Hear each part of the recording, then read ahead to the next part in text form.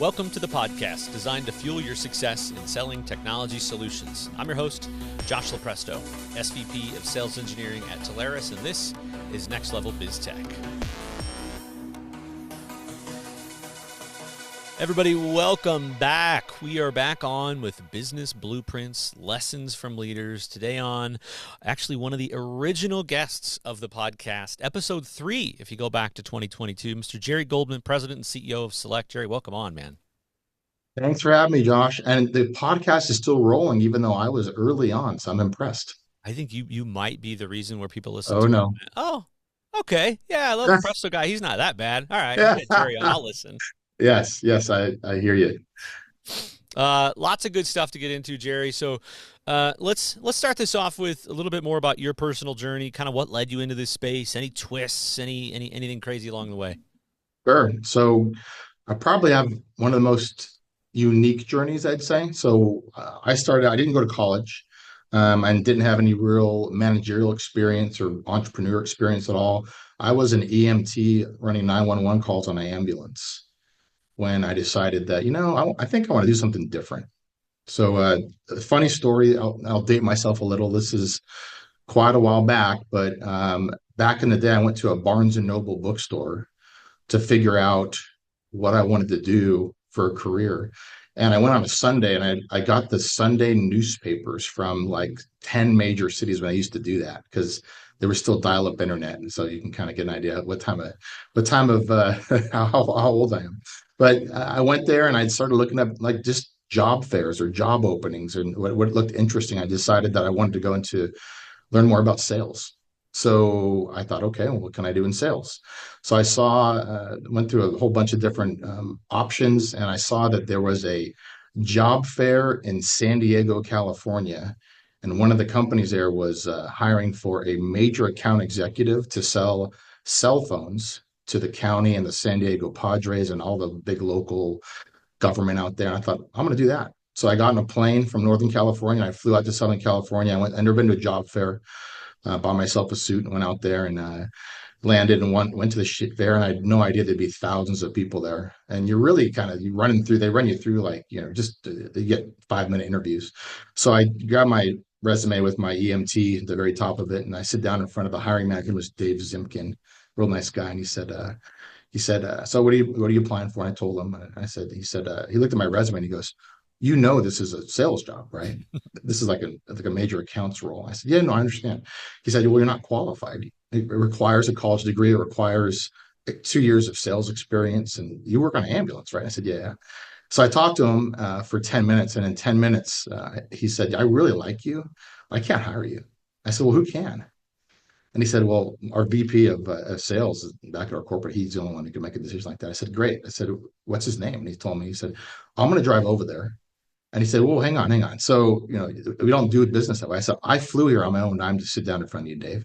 So I really want this job. So I drove my car to that building and I sat in outside of his office with his assistant for 3 hours until it was dark out and he was leaving. And I literally walked him to his car. That's all the time he gave me. And by the time we got to his car, it was going to be a 50-minute conversation. He sent me an offer letter a week later. So that's how I started. I love it. I so love it, so though. yeah, so that was kind of how it started. So I got this job. I had never sent an email in my life. I had never used Word, Excel, but nothing. So I went in. I was there for 6 months. I was their number one sales rep for 6 months, selling cell phones, and learned a ton. And I never forget, I was making 22,000 a year as an EMT, and I got a raise, Josh, to 60,000 a year. Yeah. I thought I was ready to retire. It was time. So I did that, and then I thought, what's the next thing I could do in sales? And so a friend of mine was at a startup called WebEx, and so he said, "Yeah, they're paying us 6 figures to do inside sales." So I got back on a plane, flew back to Northern California, and it was almost a repeat. I sat in front of the sales manager. His name's Mitch Tarica. Ended up being a mentor of mine, and wasn't qualified, had no degree, had no software sales experience. Long story short, he said, you're not qualified. And I talked about another job. And on this one, got myself in hot water because I told him, yeah, I can use Excel and Word and PowerPoint, all the things that you require. Yeah, I can do demos, no problem at all. And so he gave me the job. And then I realized that I told him I could do all these things I couldn't. So I talked to a buddy of mine into, I bought him lunch every week if he would stay after work and teach me how to use. Mitch sends the first day, he says, send me a recurring meeting invite for every Wednesday at noon for our one-on-ones. He might as well speak in Chinese to me. I had no clue what he was saying. So anyways, I was there for about 5 years. I got introduced to the channel through that because we had some channel folks that worked with us. I did really well there. And I started getting curious about the channel because I closed a couple of deals with some channel folks. I thought, this is better than cold calling. Yeah. So I thought, okay. And I learned, I just kind of did some my own research that I'm going to go start my own company. I'm going to resell WebEx. So I did. So I took every penny of savings I had and started a company. And I burned through every cent of that and did it by myself. And it was just me for the first 6.5, 7 years. And I sold conferencing products. I sold audio and web conferencing services. And that's what I did. And my wife was kind enough to be patient with me. I think through 6 months, I had made $39. So Nice. she was going, hey, is this really going to Oh, work? trust, honey, So honey, it's gonna work. It's gonna work. I promise it's coming. So anyway, so yeah, and then after that, it grew pretty rapidly, and then we stopped selling conferencing because the industry completely changed. And about 5 years ago, we started selling more traditional telecom services. So I'm the least qualified person for you to interview, just so you know, as a well, CEO. well, great. This is gonna go real well. So this podcast is now over, and we've got all we need. So anyway, that's my story, and really the gist of it is I love sharing it because anybody can do this work if you're willing to follow some key principles. And I know we'll talk about that later in the podcast, but it truly, an opportunity, the channel is just an incredible place because people like myself can come in and create, $1 million businesses and learn on the go. So it's an amazing opportunity. So you bring up there was a lot there, a lot of good stuff to unpack. But one of the things that I think is awesome to hear that everybody needs to not forget, you know, the way that you interviewed, the way that you wanted that job, the way that you stood apart, and made yourself differentiate. I would argue that a very, very, very small portion of people, even today, go through that effort to do it. And you get to a spot where you just want people that want to be here, right? You know what you want, you believe in the business, you believe in the future, and sometimes the hardest part is finding good people. Yeah. And I would almost bet, and you can tell me, maybe you know this, maybe you don't, of how many other people got on a plane and how many other people waited for that guy and how many other people, maybe even after that, in the 10 years, whatever after that, did anything like that. Probably none, next to none, I would Yeah, assume. I agree. I talked to the hiring manager after the fact, and he said that was why they hired me. He said that I was just relentless, and I think if you can realize in life that we're here for a fleeting moment, right? Like you can make a choice to be mediocre, or you can decide to really get the hell after things. And I always thought, just because I don't have a degree doesn't mean I'm not as smart as the next guy, or I don't have experience. I'll figure it out. And if people can realize that, especially in our business. Like look, I'll share some things during this podcast that we were blind going in. I had no clue about things, but we figured them out, and anybody can do it. We just have to have that I always call it that grit piece, that piece of grit where you say, I'm not going to lose. I'm going to bet on myself. Yeah. You just got to want it. You got to want it more. That's it. 100%. That's it. Yeah. All right, let's talk a little bit about Select here, right? You guys are a fantastic partner of ours. You lean in, you leverage, you know all of the people that are here to help, and help us understand a little bit, for the audience, what sets Select apart in the industry, and kind of how do you believe you stand out? Yeah, that's a good question. Our people is the short answer. I mean, I've been very blessed to have unbelievable team around me. You should be interviewing Steve Hoffman and Jason Price and the gang, right? The people that have really helped shape the company and Keith Bork and Morgan Nelson, and the people that do the work every day that really moves the needle. They love our customers. They care deeply. One of our most important things we push out is people first. That's one of our philosophies, and we live by that. And I try to every day to make sure before I leave the office that I tell every employee I appreciate them. It can be an instant message or a voicemail or face to face, whatever. But then I appreciate what they do. Having good people, we've been around long enough. We brought folks in, it wasn't a good fit, and they move on. But the ones that stick, man, they're just incredible people. So that is the key, and it's the hardest part of the business is finding good people. But when you find them, man, I'll tell you what, it is such a huge difference maker for companies like ours. I'd say that's the first part. There's a second part to this that I think we're different than a lot of companies in that operationally we've built some things that give us analytics and data into our customers and our marketing. And I can go back to a supplier and say, hey, I'd like MDF funds, and here's what I can show you analytics that give you the ROI in your investment. That makes a big difference as well. We've done that through Zoho, through our CRM. So if anyone's interested, I'm happy to we always talk about that. And then finally, we use, I think one of the other CEOs talked about EOS, Yeah. that entrepreneur operations system. We use that as well. We have for about 8 years.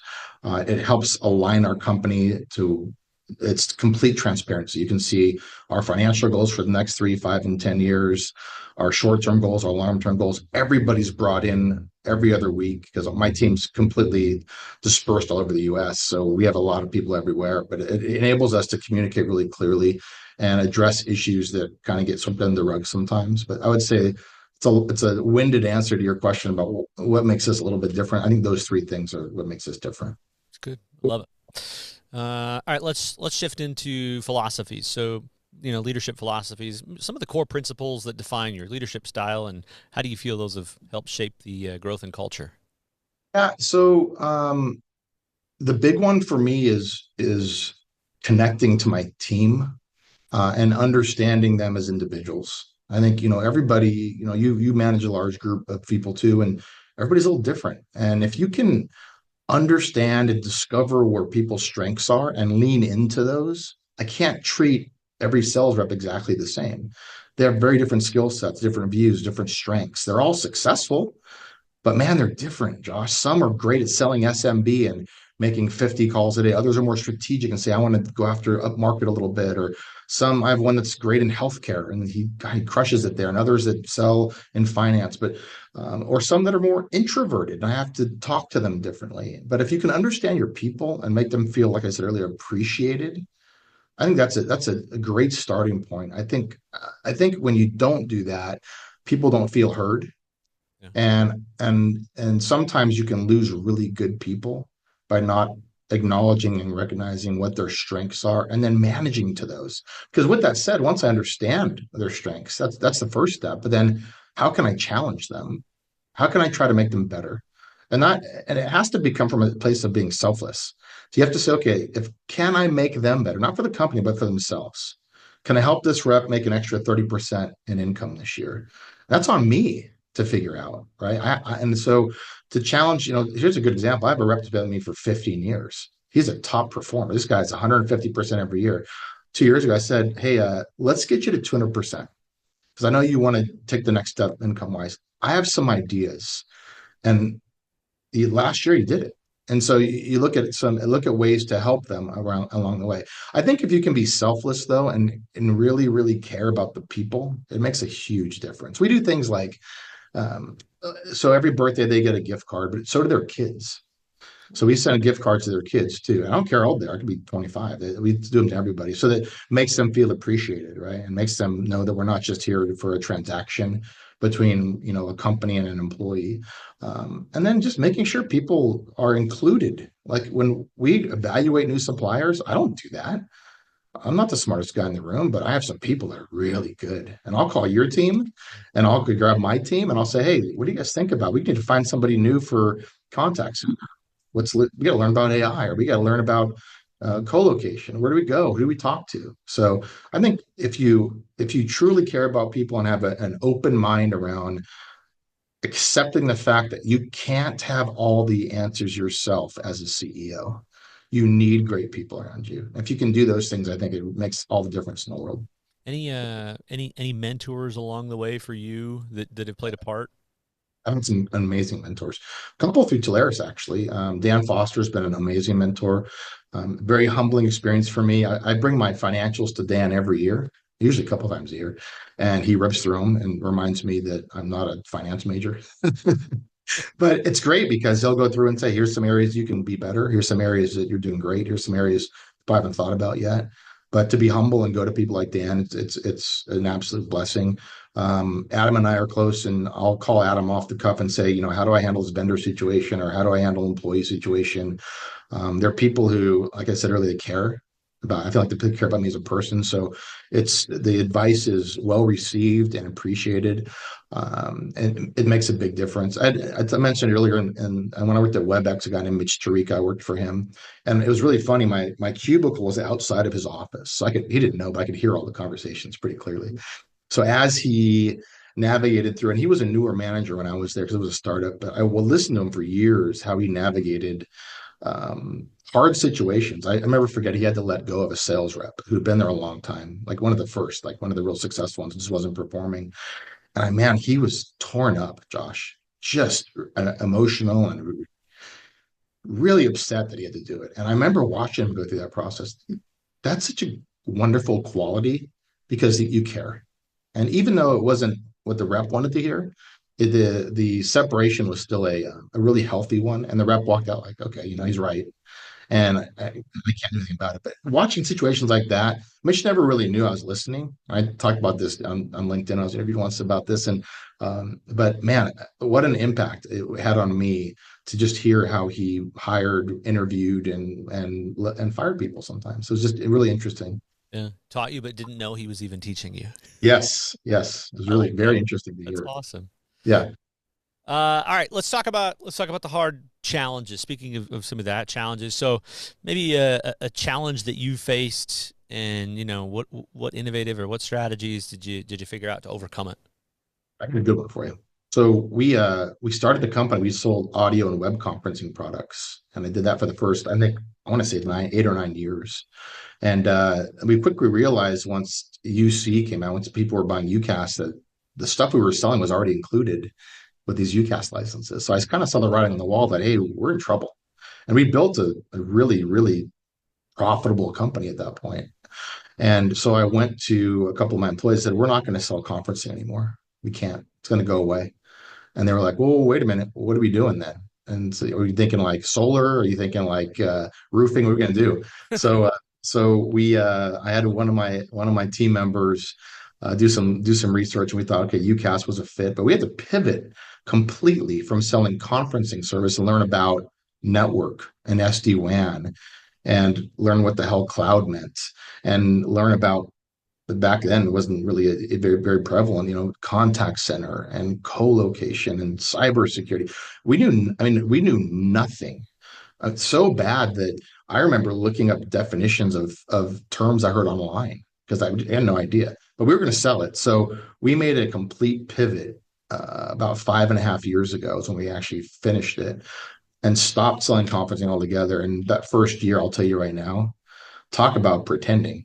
We had no clue what we were doing. From a vendor standpoint, from helping customers, we knew nothing. And so we really had to learn. And so I brought some really good people in that did have experience. So our customers would still be serviced in the way they needed to. But it was a learning process. So we had to start over. So we really built two separate companies. And I'm happy to say I think after 5 years, I think our overall customers with Telarus are billing more than $1 million a month. So we kind of crossed the chasm there and figured some things out. But I'll tell you, the engineers at Telarus help with that. You help with that. Adam, Dan, everybody had a play in it. And I always kept myself humble, realizing I needed to talk to people who had done this already. And so we've always been humble that way and leaned in that way. But yeah, that was a major pivot point. We had to start a new company, and I didn't lay off anybody, which was great. So I was really proud of that to make sure that we took care of our people during the process. But Josh, I'll tell you what, it was a humbling experience to go into something new. Scary and exciting at the same time.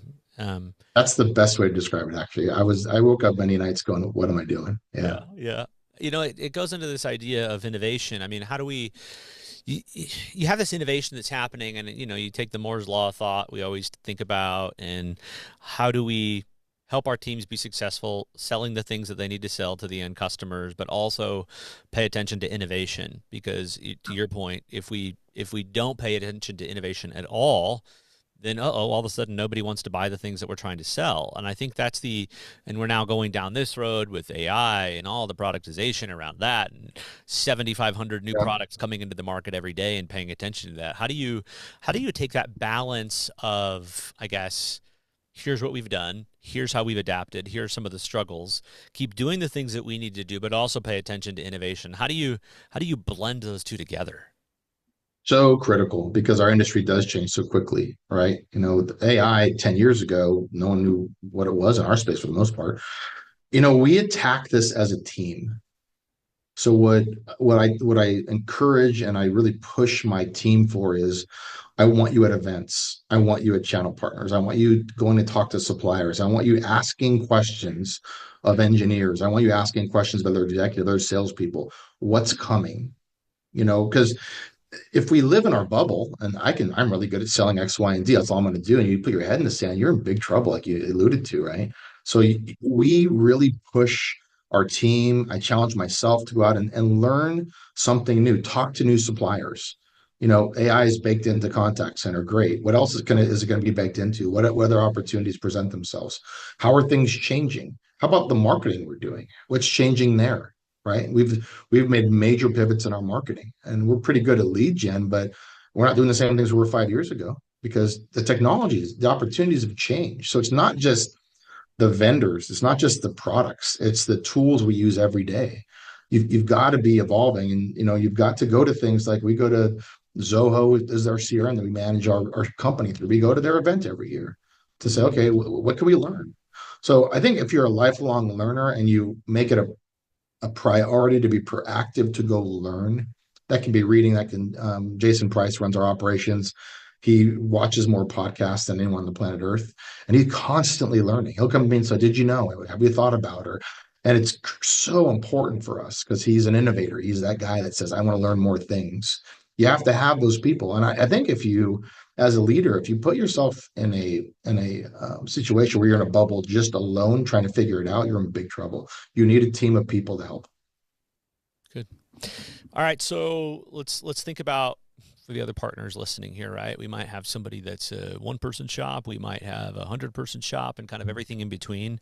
What's as the leader, right? As the CEO, what's the advice for these aspiring entrepreneurs here? And I think you've alluded to you got to have the right team around you, but what else, or what would you advise on that? Yeah. So I have something really funny I do. Um, I think if you're going to be, if first establish you want to be good or if you want to be exceptional. If you want to be exceptional, there's some things, there's some blueprints that people long before us set down. And that is the first one is you have to outwork everybody else. You've got to do. I have a picture on my phone. It's funny. It's a picture of my truck and it's in the parking lot at night by itself. And the reason I love that picture, excuse me, that picture is because that tells me that for that day, I outworked everybody else. The building's empty. So, and I'll do it every day because I have kids and I have a family, and that I have to have balance through all that. But man, I'll tell you, if you grab 20 CEOs that do what we do, I bet I work all of them. And I love the work. It's fun. I still love coming to work every day, but you've got to be willing to do that. You've got to be willing to do things other people won't do. I'd say that you mentioned mentors earlier, learn from everybody. Like, don't try to figure it out yourself. Like, talk to people who have done this. I've had more lunches and dinners and meetings with people just to say, hey, and I'm a big believer in this. Just can we meet and just talk openly about I have some things I'm going to try, or I'd love to learn. What was the best lesson you learned in business? Jesse, I'm a big fan of Jesse Itzler. He's a great speaker and he's written some great books. And he has one called Living with the Seal. And David Goggins moved into his house for 31 days. Really cool book. But one of the things he talks a lot about is personal connections and learning from other people. And he's a big believer in handwritten notes and DMs to people you don't know to, hey, can we talk? Can we meet? Because there's so much knowledge out there. So I think if you can connect to other people, that's also a really big one. Don't be shy. Don't be prideful. Just, get it out there. I'm also a big believer. I'm a goal setter, and I love setting quarterly goals. I don't believe in annual goals. Quarterly goals are really critical for me. There's a couple tools I use, motion.com and monday.com. They're both great. If any of your listeners want to use those are great tools. I've used both at different junctures of my career. But at the end of every quarter, I write down, okay, what am I going to accomplish next quarter, and how am I going to get there, and who can help me, who can I help to get there, right? So that's really important too. And I have a saying that I love to use. It's called find a mirror. Find a mirror. And when you want to be critical of other people or be mad at your staff or mad at a supplier, go find a mirror. Because most of the time, if you slow down and own your part of different situations, you'll get much further in this business and just accept the blame. Maybe even sometimes when maybe you shouldn't, it's okay. Yeah. So that's a big one. And I think finally, I think the last thing is I demand a lot of myself personally, but I also demand a lot of the people that I work with. And it's interesting, high achieving people that are on my team, when I bring someone in who's not high achieving, they're exposed immediately. And Yeah. not by anything I'm saying or doing, but by the team. And they'll usually tell me, hey, they're not keeping up. So I think that's the fact. And we do that with our staff and with our suppliers. Like some of the suppliers love us, some not so much. That's okay. Because I want excellence from everybody. And I'll help you hit your quota our company will by itself, but you have to keep up with us. You have to pace us. So I'd say that's the last piece is really making sure that you demand excellence of yourself and the folks you work with. Love it. Heard it put also, every hire should make you better. Um, It's I love yes. that, right? You get better and better. A's hire A's. When you hire B's, they start hiring C's, and then, okay, don't do that. Yeah, Right? yeah, no, don't do that. I've done that by the way, more than once. Yeah, fair. Let's talk about kind of process around decision making. So you got a critical decision that happens a lot in this space, high stakes, uncertain, maybe you don't know No. enough. What's your process around that? Phone a friend. I call mentors. That's what I do. Hey, I got a I hard love decision it. to make. Have you ever made this decision? Something like it. And gosh, Josh, 9 times out of 10, they go, oh yeah, I did that in 2020. Here's what I did. Here, don't do this. They'll tell you, don't do this. I've learned more from watching people do things wrong. Yeah. So I appreciate the good advice. So I always phone a friend. I always do that. I think the mentors can really help you. Um, I whiteboard things. I'm a whiteboard guy. Best case, worst case, what can happen with this decision. I'm a visual person, so I can see that. I like doing that. That helps me really kind of get my brain around things. And then I have a 72-hour rule. I don't make a big decision until I have 72 hours because 72 hours gives me time to talk to mentors, to digest things, to whiteboard things. And then now once the decision is made, I'm sprinting. Yeah. That's it. Once it's made, we're going. We're all in. We're going to go for it. But that process, there's no rush. And talk to people who've gone through it. I think one great thing about the channel is there's a lot of people that want to help. There needs to be an abundance mentality. We can all do this and be extremely successful. All of us do it a little different. I know I have some friends that have built businesses that do it exact oppositely, and they're more successful than we are. And you go, wow, that's fantastic. But if you can accept that there are great people to plug into, it makes all the difference in the world. And I really believe that because I think it's not just the part of I'm going to figure this out, but there's some people who've already done it, and you need to lean into them for sure. I love that. I think if you don't know this industry and you don't know this space, you would see on paper looks like a lot of competitors against a lot of competitors, but as you Mhm. dive into these relationships, it's been really amazing to see how willing everybody is to help everybody else out because it's not, there's enough to go around. The world has a lot of businesses that need a lot of help. I'm me not helping you is not going to help my business any better, No, right? Well, if I no, help you in the end, no. that helps me. Adam talks about the goodness of the channel a lot, right? You heard me use that term. And one of my goals is once we've built our business and I've done what I want to do, I want to stay in the channel to help other companies. And not to turn a profit, but to help other companies, to help other people. And there's so much value in that for all of us because really the goal needs to be let's help the next generation that comes into the channel to not make the mistakes we made, to utilize the tools, to build the relationships, to continue to have people like myself or someone who maybe has a college degree and an MBA come in and start a company. But let's leave them a really great situation that's 10x better than what we started with. Yeah. Oh, it's awesome. Mm. All right, let's shift this here as we get to the kind of final couple thoughts. Um, Personal growth. Is it books? Is it, we've talked experiences. Mm. Where do you feel that you learn the most?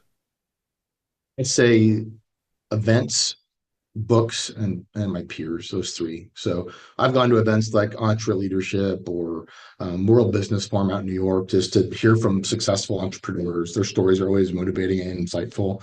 Um, I love that. Books, I mentioned Living with a Seal with Jesse Isler, one of my favorites. He talks about seeking out people to help you do hard things. He has a great story in his books about David Goggins comes to his home to live with him for a month. David Goggins was like an elite Navy SEAL, like the toughest man in the world kind of thing, right? So he invites him into his home. And the first day he tells Itzler, he says, I want to see, it was physically like, hey, can I challenge myself? Can I get out of my own head and what I can accomplish in life? And he tells Itzler, hey, I want to see, we're going to do some pull-ups. So get on the bar. And so it sort of does 4 or 5 pull-ups and drops and he goes, that's the starting point. It's great. So just, and Isler said to him, he said, is this like, are we trying to figure out like how many I can do now and what I'll do in 31 days? He goes, oh, no, no, no, no. Get your ass back on the pull-up bar. We're not leaving here to do 100. And he was a failure at 5. So he stood there and he made him do one and rest 30 seconds, one and rest. And he got to 100. But the whole point of the story really is just to, limitations are self-imposed. It's a great story. It's one of my favorite books. If you haven't read it, good. I'm also a fan of Stephen Covey. It's old school. Yeah. 7 Habits of Highly Effective People. One of my absolute favorites. One of the habits is first things first. I think that I'm a big believer in that. My reps do it as well. What's most important in life? Take care of those. It kind of brings me back to I have this running narrative in my head, and you're a dad, so you'll appreciate this. I have all these cups that are supposed to be full of water, and each cup represents like my career is one, my fitness is one, my spiritual health is one, my family is one. They're all different, and I learned over the years that I want to keep all the cups full, right? I want to make sure that I'm a great dad all the time. I'm a great friend all the time. I'm all these things. I'm a great CEO all the time, and what I learned over the years is you can't be. It's not humanly possible. So you have to be okay with understanding what needs you right now. What's the first thing you need to take care of? And sometimes your job is, Yeah. but sometimes your kids are. So you have to be okay with pouring water from cup to cup and realize, okay, this one has to be full right now. I'll get back to this other one as long as you're always aware of them and Yeah. what needs to be addressed. Because you don't want to be the guy who builds a business and is left with no family. You don't want to be the guy who can't build a business because of his family. So you want to make sure that you have some balance there. And I think that's a great book to kind of illustrate that. And I mentioned the peer group earlier. I'm a big believer. I have some guys that I talk to that are just, man, they're smart. They are just incredibly bright. Dan Vidal's one of them. Artie Casaboom's another one. They're just guys I can call, and I don't call them often, but when I do, I'm like, I'm stuck, guys. So they'll call me. What do you guys think of this? So that helps with my personal development from the lens of a CEO. But I use all three. I pick an event every year to go to. I read several books a year. I set out, and find. I'm always asking successful people, what are your favorite books? And then I'll call my peers as I need them. I like that you brought up one there in the beginning. A lot of good ones there. The only limits we have on ourself, they're self-imposed, right? Yeah. Yeah. And I think that becomes our job as leaders and managers of people as well, because others may feel that they know where their limits are, and I think you find and see, no, there's a lot of goodness there, there's a lot of greatness there, and sometimes you think you have to have a difficult conversation with somebody. Surely they've worked on this, or they've tried to have it, or tried to figure it out before, and you kind Sure. of plan, how's this going to go? And Sure. I've gone and I've had those conversations, and where I thought maybe there would be a fight or just some kind of resistance or defensiveness, it was, wow, thanks for telling me that. No managers actually ever talked to me about that before. And so Mm. you have these little aha moments where you realize, um, really seeing what your teams are capable of They will always wow you. I think that's been the cool thing to see. I think as the teams have grown. I couldn't agree more. That they can accomplish so much more than they believe sometimes, and then same with us, so we can accomplish much more. The question is, are you willing to take the lid off the thing and say, okay, let's see what we can do? Yeah. All right. Next to last thought here. Think about a personal success, personal failure. One that kind of started out as a failure, maybe, and then turned into this great lesson learned, stepping stone kind of thought. So I have one that's personal, but I'll share it. It's when I started the company, it was me. So I was the one to do all the things, and I got to a point where I was really good at it, but you can't scale that way.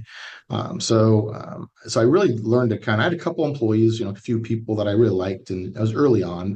But about 10 years ago, I was diagnosed with cancer, and I had stage 4 non-Hodgkin's lymphoma, so I couldn't work for 8 months. I had radiation and surgeries and chemotherapy and all that stuff. So literally, I didn't respond to an email in 8 months, and so I had a couple people. I'm like, the company was 5 years old, whatever. It wasn't established, and so I was afraid about gosh, is this company going to make it through? First of all, am I going to make it? And then is the company going to make it? Right? But something really interesting happened. As I went through my treatment, and everything else. The people that were on the team stepped up, and the company actually grew by 21% while I was out. So the running joke is, do they really need me anymore? I don't know. Yeah. But it was really interesting because their lesson there was really had a big impact on me because um, you have to learn to really. I think the best way is to trust people Yeah. and learn that hey, you need to lean into your team, and even in times when you don't think they can do it, they will shock you. Yeah. Fair. It's awesome. Yeah, It's a great point. It's a great yeah, point. And I yeah, think if you've done all the things up to this point about fostering innovation, promoting failure, fail fast, fail often. Let's figure it out. Let's innovate. You've built that, so you've oh yeah, unknowingly done all these things to yeah, enable them, yeah. and then they blow it out of the water, right? And it's kudos to you to go, oh wow, these are really amazing people that are capable of really amazing things. My role changes over time. It does. And what you said, Josh, is so true because if those other bricks aren't laid first, it doesn't work. So, and it's interesting, like really fantastic people want to work with really fantastic people, and the water rises for everyone. And like three of those people are still with me today, and they're incredible people. But they understand those principles. And we just hired a new sales rep, and I think she'll be one of the leaders in the channel one day. She's extremely bright. And it's interesting how all the high achievers have kind of huddled around her and said, okay, here's what you need to learn.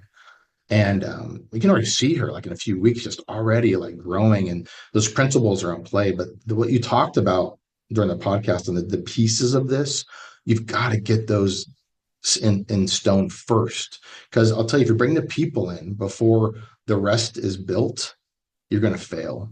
And so, or the people will have a poor experience. And I think as leaders, we owe our people the best of ourselves, and also and to lead them to the best of what they can bring as well.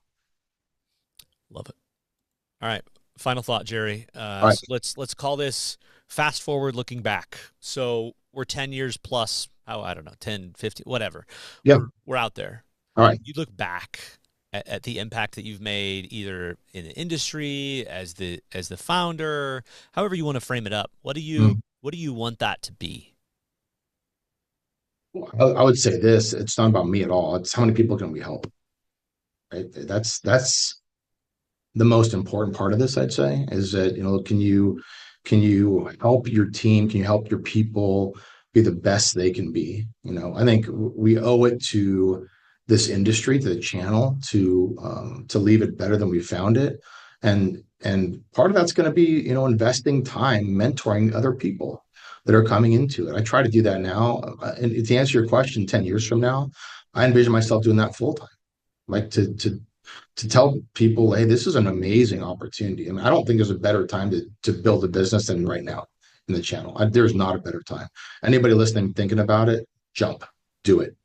But yeah, I'd say that all of us that are successful right now need to step back, and it's time to give back to what was so good to us. Like Adam says, the goodness of what's been built. Like we have an obligation, in my opinion, to go out and say, hey, you know what? I did some things right. Let me help you. Let me teach you. Let me tell you things I did wrong. And by the way, the list of long is much longer. So I did wrong is much longer. But yeah. So I think that if it's a legacy, I don't know, but it's that's an obligation I think we have. And then, I would say, if you can help 5 people, 10 people, 50 people, 100 people, to learn and build, I think that's way more important than what I leave behind. Love it. Yeah. Good. That's where we wrap, Jerry. Awesome All stuff, right, man. Josh. Like lots of beautiful nuggets in there. We're gonna have to go back and listen to this a couple times, unpack them all. But hey, I know we've been talking about this for a while. I'm glad we could get it knocked out. Thanks for being patient with me and coming on and doing it. Thank you for all that you and Tolaris do for our firm. We appreciate you guys more than you know. Appreciate you.